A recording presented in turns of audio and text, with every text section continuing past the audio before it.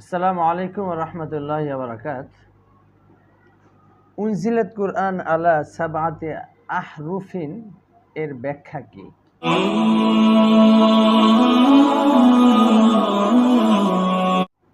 এর উত্তর হলো, এর ব্যাখ্যায় প্রায় 40টি মত আছে যে কোরআনকে 7টি ভাষায় নাজিল করা হয়েছিল।